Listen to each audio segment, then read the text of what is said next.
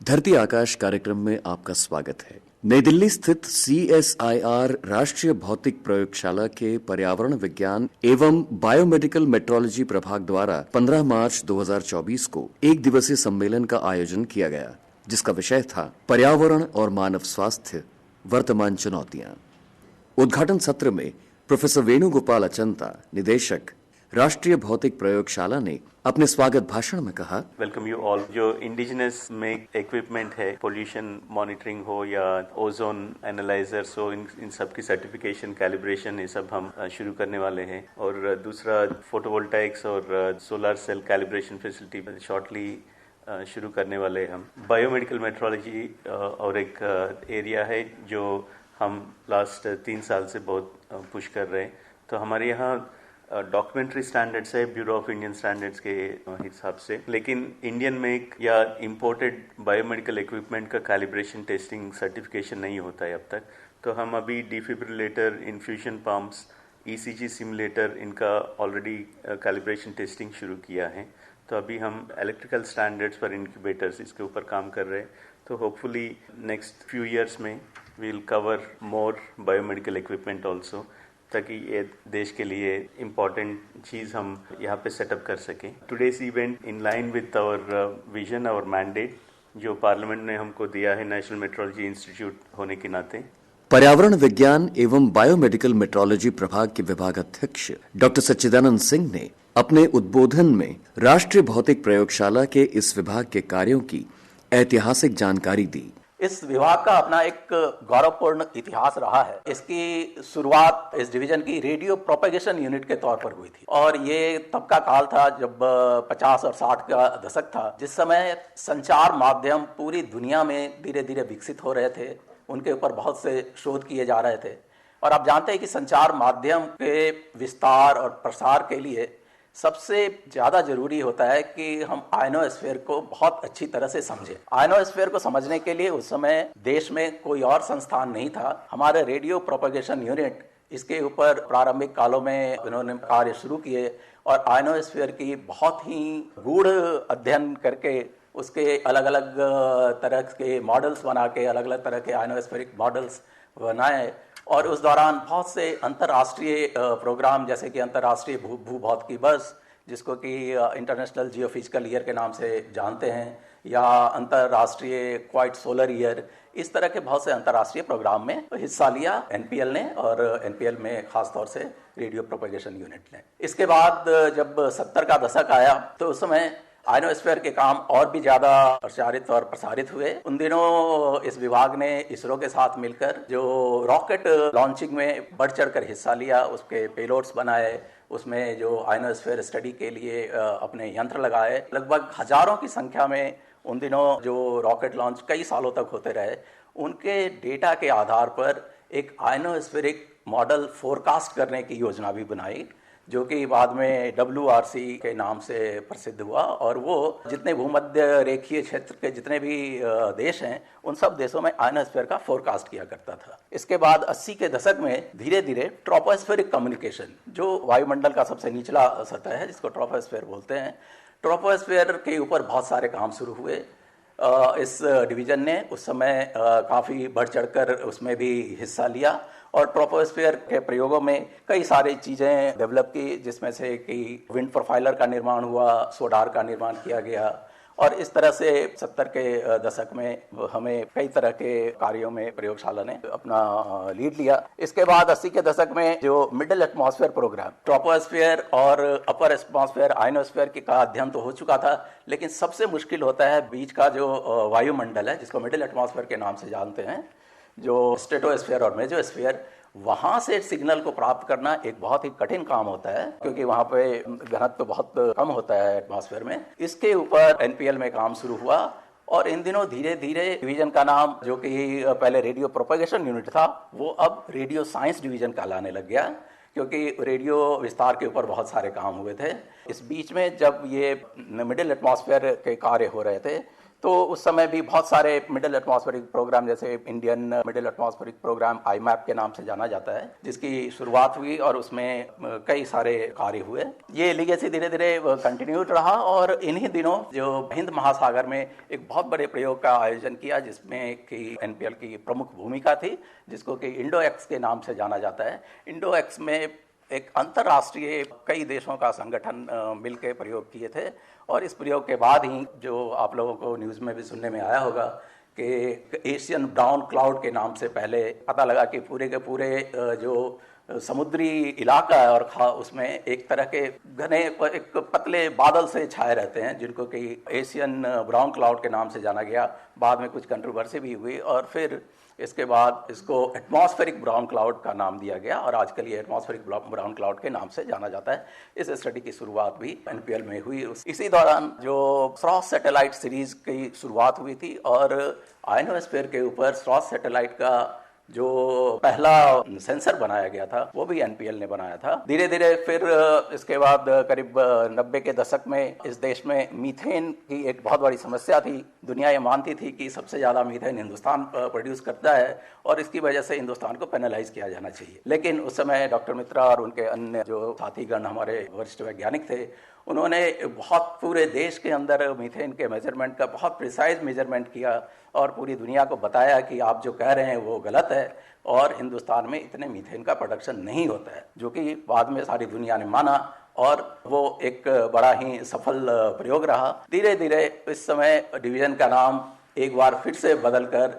Radio and atmospheric science division हुआ। अब ये RASD के नाम से जाना जाने लगा। इस दौरान और भी कई काम हुए, जैसे कि उन दिनों एक बड़ी चुनौती थी, पता लगा कि कार्बन डाइऑक्साइड का जो फसलों के ऊपर बहुत बुरा असर पड़ता है, उसके अध्ययन के लिए NPL ने पहली बार देश में फेस नामक एक इंस्ट्रूमेंट इजाद किया, जो free atmosphere carbon enrichment experiment था, जिसमें कि कार्बन डाइऑक्साइड की मात्रा एक लिमिटेड एरिया में बढ़ाकर उसके अंदर फसलों को देखा जाता था कि उसका किस तरह से प्रभाव पड़ता है। फिर आगे जो 2000-2010 के बीच कई राष्ट्रीय और अंतर्राष्ट्रीय घटनाएं हुई, जिसमें कि हमारे डिवीजन ने, radio and atmospheric science division, उस समय ने बढ़ चढ़ कर हिस्सा लिया, जिसमें से कि IPCC जो जलवायु परिवर्तन पर काम कर रहा था वो प्रमुख है।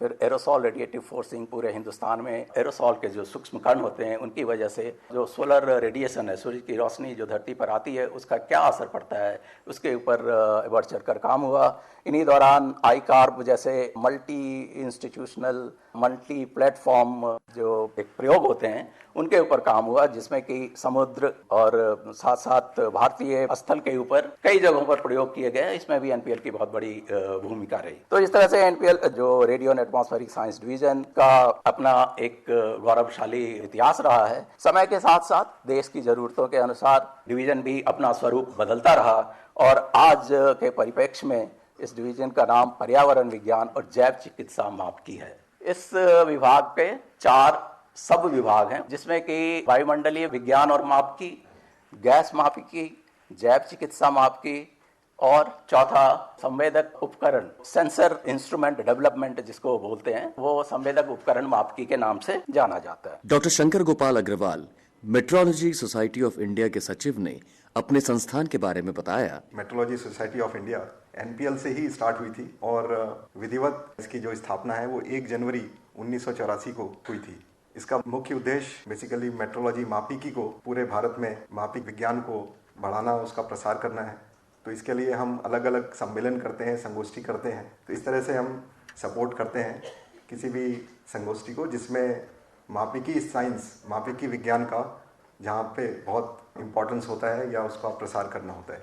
क्योंकि आप जानते हैं कि कोई भी देश विकासशील से विकसित होएगा, इसका मतलब ये है कि उसमें जितना मापिकी साइंस या मापिकी विज्ञान जितना उन्नत होगा उतना ही उसकी विकासशीलता बढ़ेगी। मापिकी विज्ञान बहुत इंपॉर्टेंट है क्वालिटी इंफ्रास्ट्रक्चर के लिए, स्पेशली जहाँ पे हम इंडस्ट्री कंट्रीब्यूशन चाहते हैं, जहाँ पर हम क्वालिटी चाहते हैं। तो ये बहुत इंपॉर्टेंट सोसाइटी है और अभी फ़िलहाल इसमें 2000 से ज़्यादा मेंबर्स, एक्टिव मेंबर्स हैं और वो भी हर तरह से हैं। इंस्टीट्यूट से भी हैं, कॉलेजेस से भी हैं, यूनिवर्सिटी से भी हैं और इंडस्ट्रीज से भी हैं और गवर्नमेंट ऑफिसेज, गवर्नमेंट ऑर्गेनाइजेशन से भी हैं।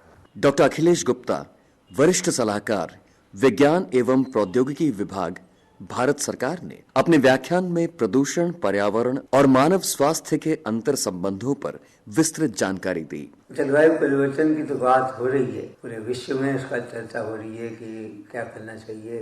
काफी भयानक स्थिति जिस तरह की बनने जा रही है, उसको देखते हुए हम सबको न केवल इसके बारे में जानकारी होनी चाहिए, पर हम सबको इसके लिए प्रयास करना पड़ेगा। आप बताएं कि पूरे विश्व का जो तापमान है, अगर आप उसको एवरेज कर लीजिए पूरे विश्व के तापमान पे, तो ये लगभग 16.7 डिग्री सेल्सियस आता है पूरा विश्व का। नॉर्दर्न हेमिस्फीयर, सदर्न, सब मिला पिछले 100 वर्षों में इसमें लगभग 1.1 डिग्री सेल्सियस की वृद्धि हुई है। जो IPCC की रिपोर्ट कहती है कि आने वाले 2 दशकों में ये तापमान 1.5 डिग्री सेल्सियस से क्रॉस कर जाएगा। एक सामान्य जो व्यक्ति है उसको शायद इतना समझ नहीं आता है कि इस वृद्धि का क्या मतलब है।